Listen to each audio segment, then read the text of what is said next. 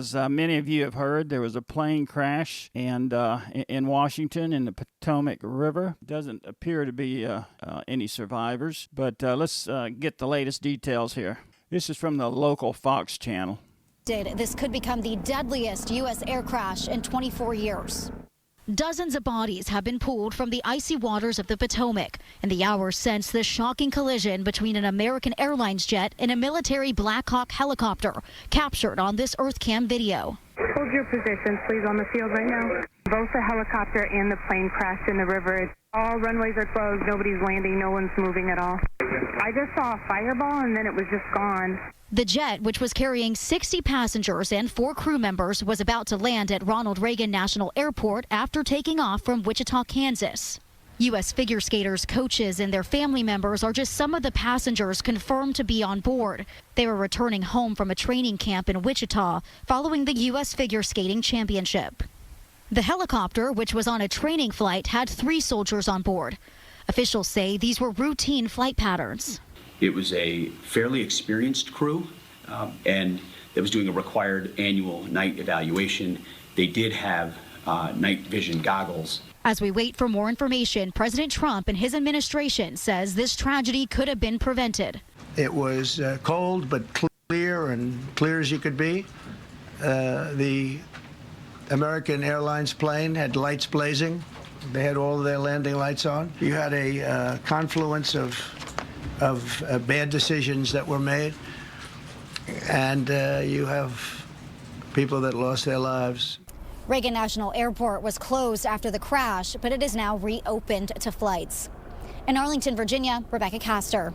So let me just mention a few things. As a pilot, I can tell you that at night, it's a lot harder to see than at daytime. But also, if a plane is coming directly at you, many times their lights just appear like a light, a street light or whatever in the distance. If the plane is flying left or right of you, it's much easier to tell, hey, it's a plane and it's moving. So that might have been one of the problems. Also, a lot of people don't realize how hard it is to see out of a plane. Now, you'd think, oh, you're in a plane, you got great visibility. That's not so true. I mean, they can't see behind them at all. They can't see anything below the wings. Anything out front of them, they can't see if it's below the nose.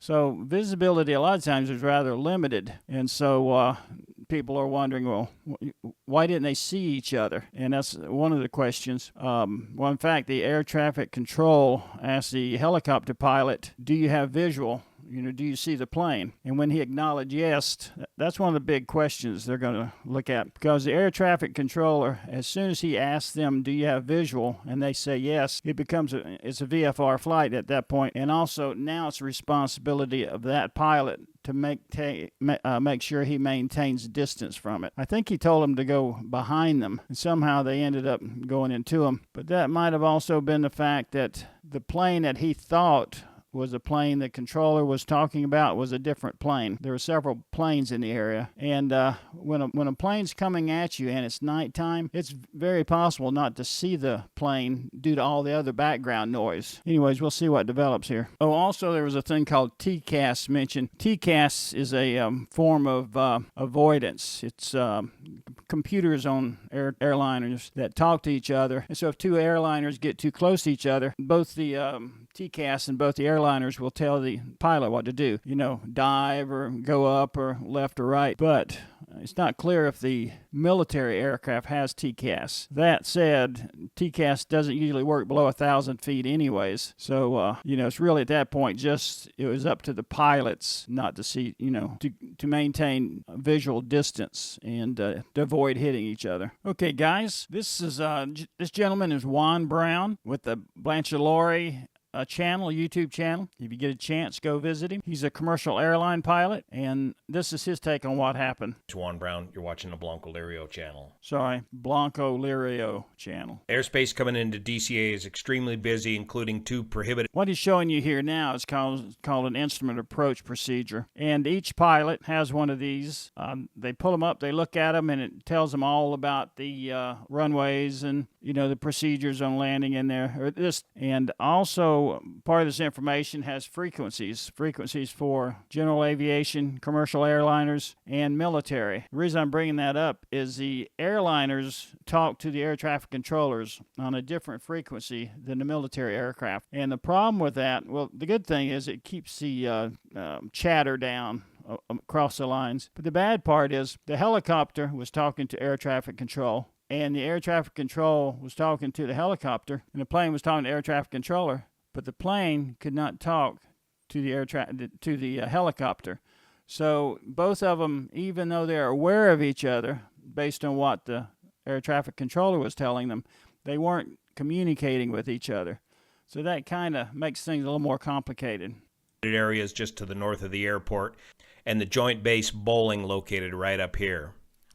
The RJ, or regional jet, a CRJ 700 coming in from Wichita, operated by PSA Airlines for American Eagle, was cleared for the approach to runway 1. Not sure if it was the instrument approach or the river visual. Runway 1 is you're flying in at 10 degrees.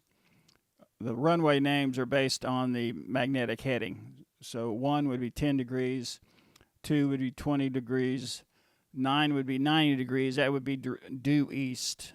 That's what he's talking about there. Approach to runway 1, circled to land to runway 33. So what that means is the RJ flies the approach to this runway 1, the long runway, and then sidesteps around here to a left dogleg entry to runway 33, the relatively short runway, about 5,200 feet long here at Washington, D.C., a very demanding approach. This crew is focused on this approach. This mid-air collision occurred just below 400 feet above the ground.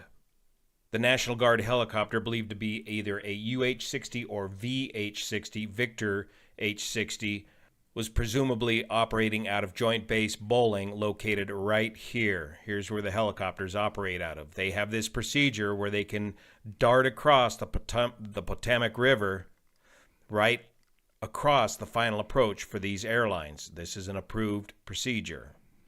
So what they're doing is like the planes are coming down this way, and they're shooting right up under them. It's probably not the best way to do it, but it's probably the only way they got to do it there. Looking at the video widely published on social media, here comes the regional jet. We are looking to the south. The regional jet is heading towards us, doing the approach to runway 1 and stepping to runway 33. Here is the helicopter, the UH or VH-60 helicopter, approaching from our left. And he's approaching to the right side of the aircraft, coming from Joint Base Bowling.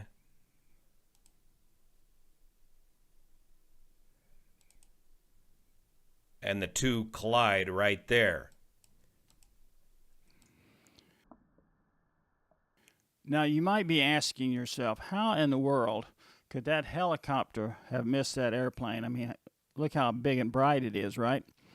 Well, the problem is we're seeing it from this side. We're looking into the landing lights. But the helicopter is looking at it from probably the back or the back side. And all it can see, it might have one little light at the end of the airplane wing.